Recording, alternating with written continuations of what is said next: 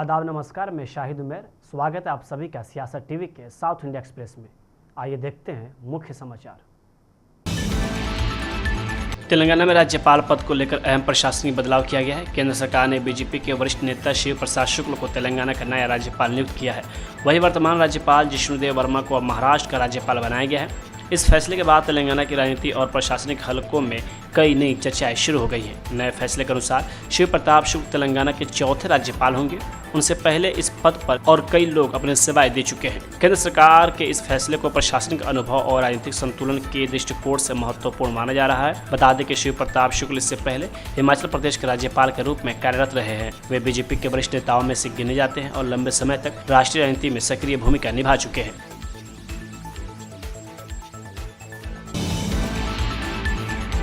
हैदराबाद के बेगमपेट स्थित गौतम विभाग में उस समय हड़कंप मच गया जब शुक्रवार को सुबह करीब 9 बजे धमकी भरा ईमेल मिला, जिसमें दावा किया गया कि कार्यालय परिसर में 14 बम लगाए गए हैं जो दोपहर तक विस्फोटक कर सकते हैं। इस सूचना के मिलते ही अधिकारियों ने तुरंत पुलिस को सूचित किया और पूरे परिसर में हाई अलर्ट घोषित कर दिया गया। सूचना मिलते ही पुलिस की टीम बम निरोधक दस्ता और डॉग स्क्वाड के साथ मौके पर पहुंच गई और पूरे कार्यालय परिसर की सघन तलाशी शुरू कर दी गई। बम स्क्वाड ने सबसे पहले मुख्य भवन की जाँच की। अत्याधुनिक उपकरणों की मदद से हर कमरे, कॉरिडोर और आसपास के इलाकों की बारीकी से जांच की गई। पुलिस अधिकारियों के अनुसार फिलहाल कोई संदिग्ध वस्तु बरामद नहीं हुई है, लेकिन धमकी को गंभीरता से लेते हुए जांच जारी है। साइबर क्राइम टीम को भी अलर्ट कर दिया गया था और अब ईमेल के स्रोत और आईपी एड्रेस का पता लगाने की कोशिश की जा रही है ताकि धमकी देने वाले व्यक्ति के या समूह की पहचान की जा सके।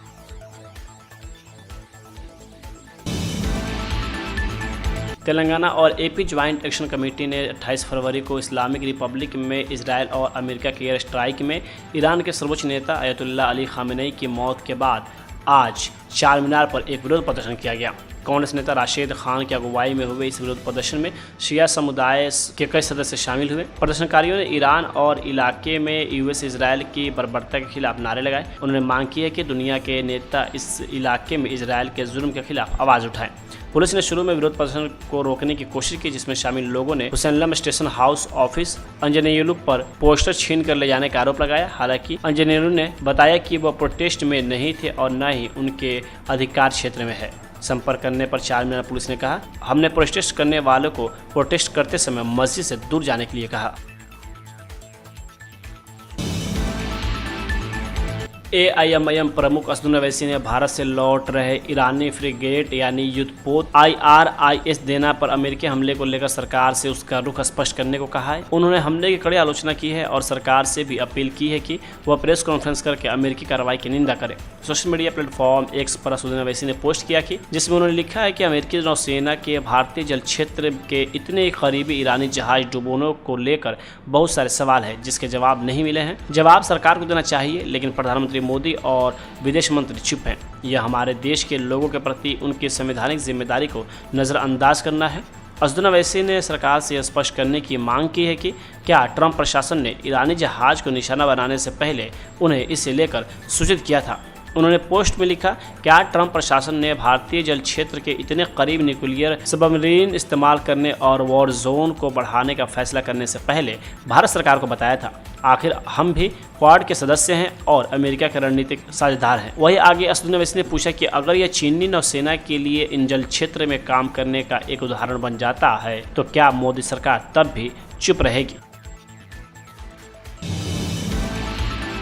केंद्रीय कोयला मंत्री जी किशन रेड्डी ने आज तेलंगाना के मुख्यमंत्री ए रेवंत रेड्डी से यहां अंबरपेट में फ्लाईओवर के नीचे एक प्रमुख सर्विस रोड के निर्माण के लिए लंबित भूमि अधिग्रहण को पूरा करने के लिए हस्तक्षेप करने की मांग की। उन्होंने मुख्यमंत्री को लिखे एक लेटर में कहा कि फ्लाईओवर का उद्घाटन 2025 में हुआ था, लेकिन सर्विस रोड अभी भी अधूरा है, जिससे आने जाने वाले को परेशानियों का सामना करना पड़ रहा है। यहाँ सिकंदराबाद से लोकसभा सदस्य किशन रेड्डी ने कहा कि केंद्रीय सड़क परिवहन और राजमार्ग मंत्रालय ने हैदराबाद में ट्रैफिक जाम कम करने और यात्रा का समय कम करने के लिए NH 163 पर अंबरपेट क्रॉस रोड्स पर 265 करोड़ रुपए की लागत से 1.5 किलोमीटर लंबा 4 लेन का फ्लाईओवर बनाया है। इस फ्लाईओवर का उद्घाटन 5 मई 2025 को केंद्रीय सड़क परिवहन और हाईवे मंत्री नितिन गडकरी ने किया था। रेड्डी ने कहा, हालांकि जमीन अधिग्रहण अभी तक पूरा नहीं हुआ है, इसलिए फ्लाईओवर के नीचे सर्विस रोड अभी भी अधूरा है, जबकि फ्लाईओवर खुद बन चुका है और उसका उद्घाटन भी हो चुका है। जमीन अधिग्रहण पूरा होने में देरी की वजह से इस जरूरी कॉरिडोर को इस्तेमाल करने वाले यात्रियों को परेशानी हो रही है।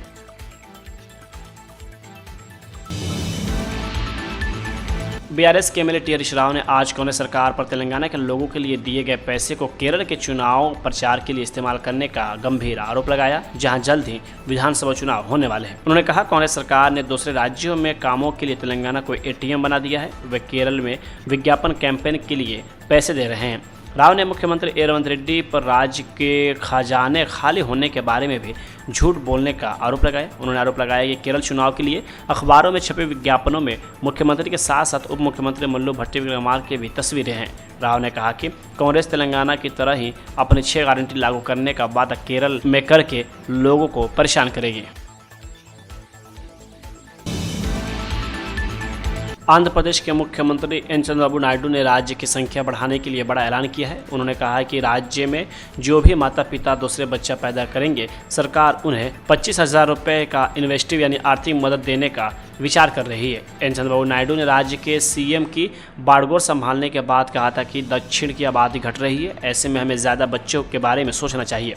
आंध्र प्रदेश के मुख्यमंत्री एन चंद्रबाबू नायडू ने गुरुवार को कहा कि राज्य सरकार गिरती जन्म दर को बढ़ावा देने के लिए यह बयान दिया था। अब नायडू ने कहा कि सरकार दूसरे बच्चा करने वाले जोड़ों को आर्थिक मदद देने की दिशा में सोच रही है। मुख्यमंत्री ने कहा कि हमें 13 साल से कम उम्र के बच्चों के सोशल मीडिया पर प्रतिबंध लगाने का सुझाव मिला है। हम निश्चित रूप से ये सुनिश्चित करेंगे कि अगले 90 दिनों में 13 साल से कम उम्र के बच्चों के इस तरह की कोई पहुँच न हो। इस बात पर चर्चा चल रही कि यह आयु सीमा 13 साल होनी चाहिए या 16 साल। अगर सभी सहमत होते हैं तो हम फैसला कर लेंगे।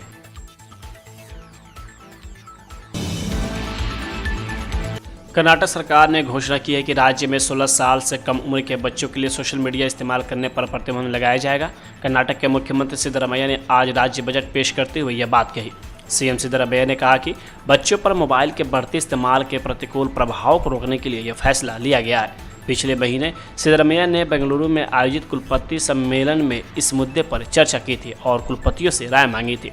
चर्चा के दौरान मुख्यमंत्री ने मोबाइल की लत, ऑनलाइन गेमिंग, बच्चों की शिक्षा और शारीरिक फिटनेस पर सोशल मीडिया के प्रभाव को लेकर चिंता व्यक्त की थी। कर्नाटक के सूचना प्रौद्योगिकी और जैव प्रौद्योगिकी मंत्री प्रियांक खरगे ने 30 जनवरी को कर्नाटक विधानसभा में कहा था कि युवाओं में सोशल मीडिया के बढ़ते उपयोग को देखते हुए राज्य सरकार आर्टिफिशियल इंटेलिजेंस यानी AI के उपयोग को सुनिश्चित करने के लिए कुछ उपाय लाने पर गंभीरता से विचार कर रही है। कांग्रेस चीफ मल्लिकार्जुन खड़गे ने कहा कि यह एक गंभीर मुद्दा है। फिनलैंड ऐसी कार्रवाई कर चुका है और यूनाइटेड किंगडम भी इसी तरह की कार्रवाई पर विचार कर रहा है। उन्होंने आगे कहा कि ऑस्ट्रेलिया ने पहले ही कुछ आयु वर्ग के बच्चों के लिए सोशल मीडिया के उपायों पर प्रतिबंध लगा दिया है। मल्लिकार्जुन खड़गे ने कहा कि हमने भी स्टेक होल्डर्स के साथ बातचीत शुरू कर दी है ताकि यह देखा जा सके कि सोशल मीडिया के अत्यधिक उपयोग से बचने के लिए क्या किया जा सकता है।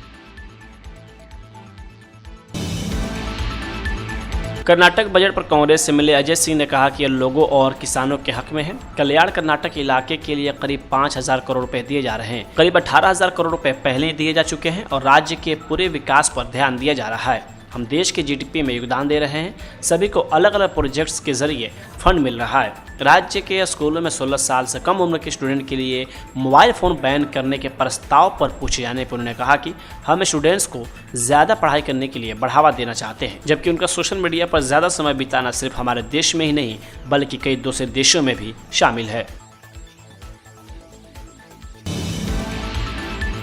नए राज्यों के गवर्नर और एलजी की नियुक्ति पर कांग्रेस एमपी जयराम रमेश ने कहा कि गवर्नर अब बीजेपी के अधिकारी हैं। वो जमाना गया जब वे गवर्नर हुआ करते थे। केरल, तमिलनाडु, पश्चिम बंगाल के गवर्नरों को देखिए। नागालैंड से एक आदमी को तमिलनाडु भेजा गया और जब वहाँ की सरकार तंग आ गई तो उसे बिहार भेज दिया गया। देखिए, राज्यपाल है कौन? राज्यपाल तो बीजेपी पदाधिकारी हो गए हैं। वो गया वो जमाना जहाँ राज्यपाल हुआ करते थे। आज देखिए, केरल के राज्यपाल, तमिलनाडु के राज्यपाल, पश्चिम बंगाल के राज्यपालों की जिस तरीके से राज्यपाल अपना कामकाज संभालते हैं, राज्य सरकारों को हमेशा उत्पीड़न की राजनीति जो मोदी सरकार की है वो राज्यपाल द्वारा दी जाती है। और एक ऐसा व्यक्ति जो नागालैंड से हटाया गया, तमिलनाडु में भेजा गया, तमिलनाडु में उन्होंने दिखाया कि वो क्या कर सकते हैं बीजेपी के लिए। वहां से तमिलनाडु सरकार भी तंग आ गई, अभी बिहार में भेजे उनको। तो ये राज्यपाल पदाधिकारी हैं, संवैधानिक पदाधिकारी हैं, सम्मानित पद हैं, पर आज तो बिल्कुल राज्यपाल तो बीजेपी के बिल्कुल पदाधिकारी के माफिक अपना काम करते हैं।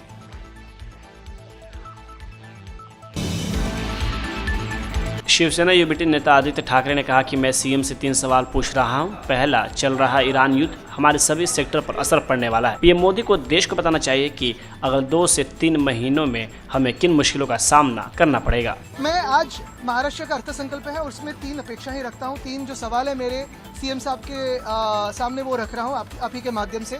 पहली बात तो ये है कि जो ईरान का युद्ध चल रहा है उसमें स्ट्रेट ऑफ हॉर्मुज़ हो या बाकी सारे जो आने जाने के माध्यम हो, फिर वो ट्रांसपोर्ट हो, फिर वो गुड्स का हो, सारे जो हमारे सेक्टर्स इम्पैक्ट होने वाले हैं, फिर वो मैन्युफैक्चरिंग हो, एग्रीकल्चर हो, सर्विस सेक्टर हो, फार्मास्यूटिकल सेक्टर हो, ये सारे सेक्टर्स पे क्या इम्पैक्ट होने वाला है। मेरी अपेक्षा तो ये है कि प्रधानमंत्री महोदय देश को संबोधित करें और खुद कहे कि हमें कौन से क्या हार्डशिप्स झेलने पड़ेंगे अगले 2-3 महीनों में। लेकिन जब तक बात रहती है महाराष्ट्र की, मेरी अपेक्षा है कि आज मुख्यमंत्री महोदय ये बात कहे। दूसरी यही बात है कि इंडो ईयू जो डील हुआ है और इंडो यूएस डील हुआ है नहीं हुआ है, इस पे जो एक थोड़ा संभ्रम है, उस पे भी स्पष्टता हमारे मुख्यमंत्री महोदय दे, ताकि हमारे जो किसान है या फिर मैन्युफैक्चरिंग सेक्टर है या फिर एमएसएमईस है, ये भी वैसी ही मनस्थिति बना ले कि अगले कई महीनों में क्या करना होगा। और तीसरी बात अगर आप जानते हो तो यही है कि मुख्यमंत्री महोदय ने 3-4 महीने पहले, चुनाव से पहले यह कहा था हम किसानों को राहत देंगे, हम लोन वेवर देंगे। तो वो आज लोन वेवर क्या इस बजट में रिफ्लेक्ट होगी कि नहीं होगी, यही मैं पूछना चाहता हूँ।